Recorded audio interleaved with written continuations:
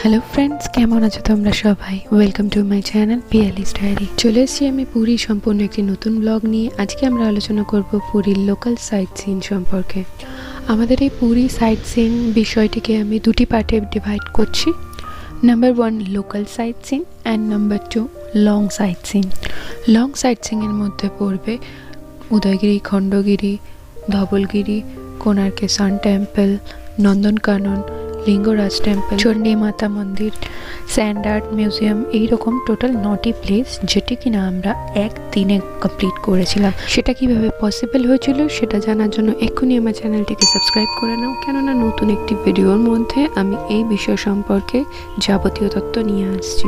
আর আজকের ভিডিওতে আমরা আলোচনা করব লোকাল সাইট সিন সম্পর্কে, অর্থাৎ জগন্নাথ দেবের মাসির বাড়ি, পিসির বাড়ি, গুপ্ত বৃন্দাবন, ওমকারেশ্বর টেম্পল, মোহনা, Sonar Gauranga, Bipattarini temple and etcetera.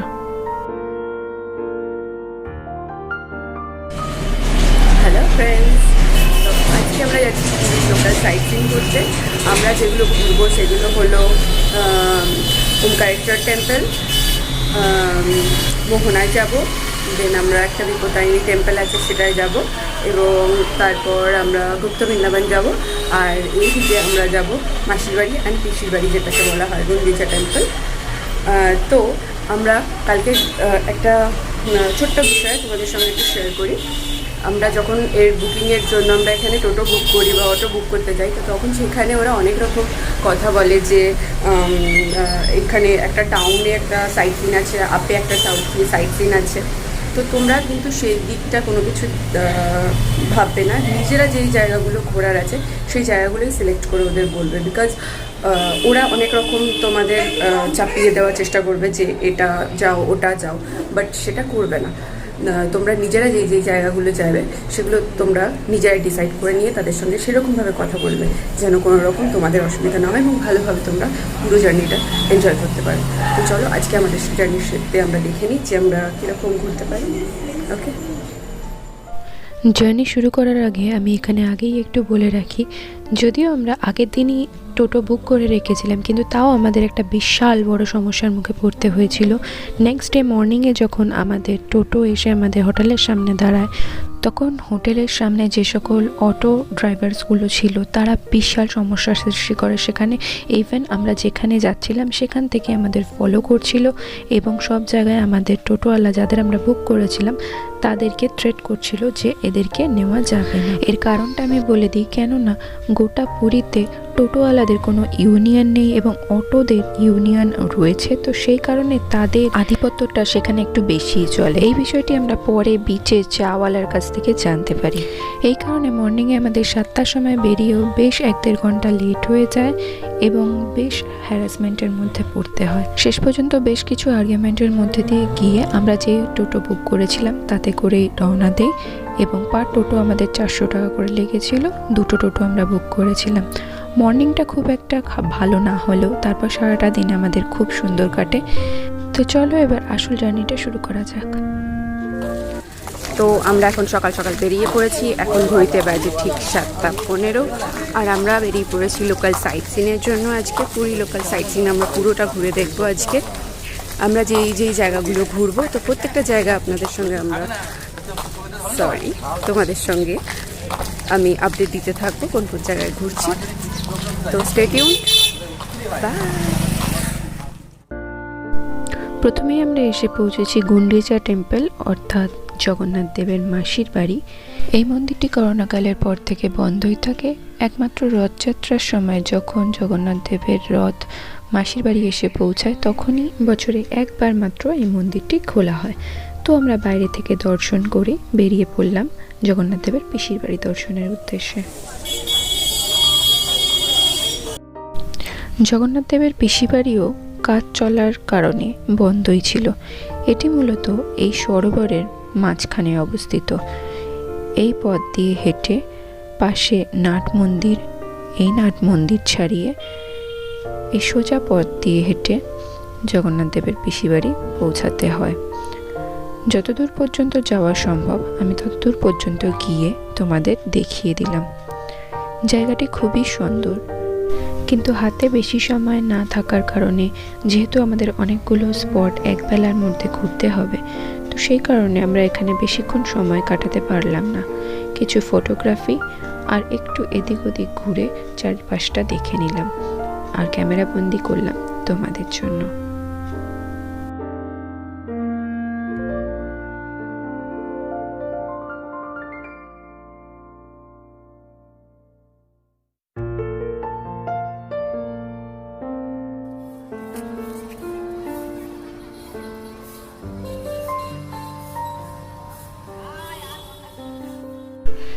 পিসির বাড়ি দেখার পর আমরা বেরিয়ে পড়লাম ওঙ্কারেশ্বর মন্দির দর্শনের জন্য। সত্যি মন্দিরটি খুবই সুন্দর। আমরা এখানে 1 থেকে 1.5 ঘন্টা মতন সময় কাটাই, কিন্তু তাও আমাদের জন্য খুব কম বলে মনে হচ্ছিল।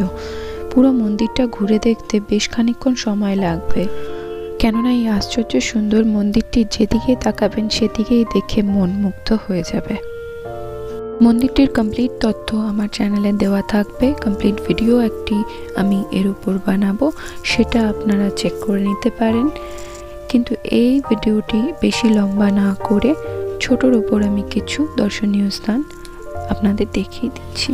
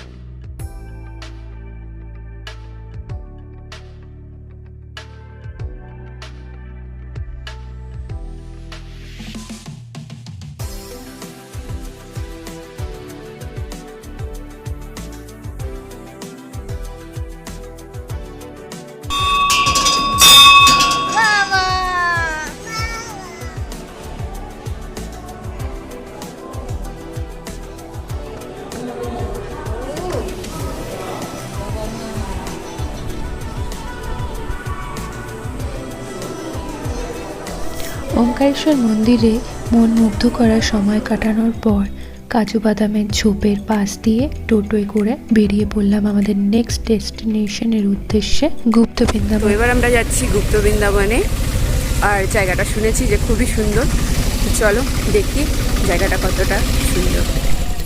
এই স্ট্যান্ডে আমাদের প্রাইভেট গাড়ি রেখে সামান্য কিছুটা হেঁটে পৌঁছাতে হবে আমাদের গন্তব্যস্থলে। এই জায়গায় অনেক সময় অনেক ভিড় হয়ে থাকে, অনেক ভিডিওতে আপনারা দেখবেন লম্বা লাইনের পর এখানে ঢুকতে হয়। তবে আমরা যখন গেছিলাম এই সামনেটুকু কিছুটা লাইন আমাদের দিতে হয়। এর ভেতরের টিকিট কস্ট পার হেড 10 টাকা করে। আপনারা নিশ্চয়ই শুনেছেন গুপ্ত বৃন্দাবন জায়গাটি কতটা সুন্দর, এবং সেটি একদমই সত্যি। বিভিন্ন ধরনের মূর্তি, নানান ধরনের দেবতা দেবদেবীদের মূর্তি দিয়ে ঘেরা এই জায়গাটি খুবই মনোরম। এখনও নানান জায়গায় কাজ চলছে যদিও, কিন্তু সব মিলিয়ে পরিবেশটা এখানকার খুবই সুন্দর।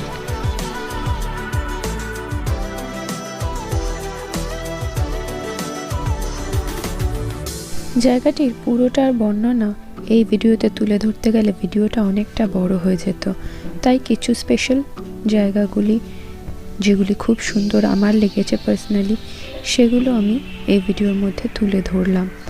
এবং যদি আপনারা এই জায়গার পুরো ভিডিও দেখতে চান, গুপ্ত বৃন্দাবন জায়গাটি আসলে কতটা সুন্দর, তার জন্য আমার চ্যানেলে চোখ রাখুন, যেখানে আমি গুপ্ত বৃন্দাবন সম্পর্কে একটি কমপ্লিট ভিডিও নিয়ে আসব, এবং সেখানে গুপ্ত বৃন্দাবনের পুরো ভিডিও থাকবে, কোথায় কীরকম কত সুন্দর এই গুপ্ত বৃন্দাবনটি সেটি আপনারা দেখতে পারবেন। তাই দেরি না করে এক্ষুনি একটা লাইক করে দিন এবং চ্যানেলটিকে সাবস্ক্রাইব করে রাখুন পুরী সম্পর্কে যাবতীয় নতুন নতুন তথ্যের জন্য এবং অজানা অনেক কথা জানার জন্য।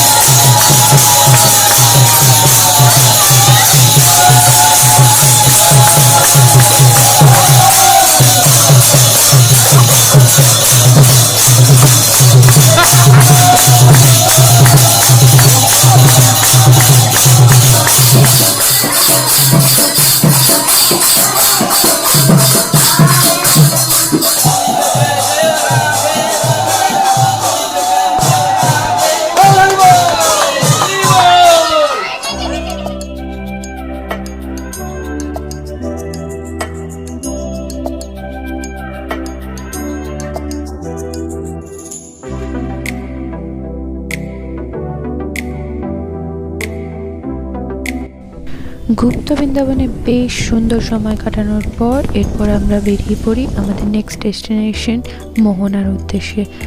মোহনা যেখানে সমুদ্রের অপরূপ একটি রূপ দেখা যায়, কিন্তু আমরা একদম ফাইনাল ডেস্টিনেশনটা অবধি পৌঁছাতে পারিনি। তার আগে কিছু দূর অবধি গিয়ে আমাদের ঘুরে আসতে হয়, কেননা সেই ভীষণ রোদে বাচ্চা নিয়ে যাওয়া আমাদের পক্ষে আর সম্ভব হয়নি। ভীষণ গরম হওয়ার কারণে এবং হোটেলে তাড়াতাড়ি ফিরতে হবে সেই কারণে বিপত্তারিণী টেম্পলে আমরা আর যাইনি, কিন্তু আমরা এই হোল জার্নিটা 4 ঘন্টার মধ্যে কমপ্লিট করেছিলাম এবং যার জন্য আমাদের টোটো ভাড়া আমরা পে করেছিলাম মাত্র 400 টাকা 5 জনের। তো সেই হিসেবে দেখতে গেলে পার হেড 100 টাকা করেও পড়ছে না। তো ঠিক এইভাবেই আপনারাও আপনাদের লোকাল সাইট সিইংটা প্ল্যান করে নেবেন খুব অল্প সময়ের মধ্যে অল্প টাকায় ভালোভাবে ঘোরার জন্য। এবং লং সাইট সিইংটা কীভাবে আপনারা বুক করবেন তার জানার জন্য আমার চ্যানেলের উপর অবশ্যই চোখ রাখুন, আর কমেন্ট করে অবশ্যই জানান আপনারা কিভাবে আপনাদের লোকাল সাইট সিইংটা প্ল্যান করছেন। তো জয় জগন্নাথ, দেখা হবে আবার একটি নতুন ভিডিও নিয়ে।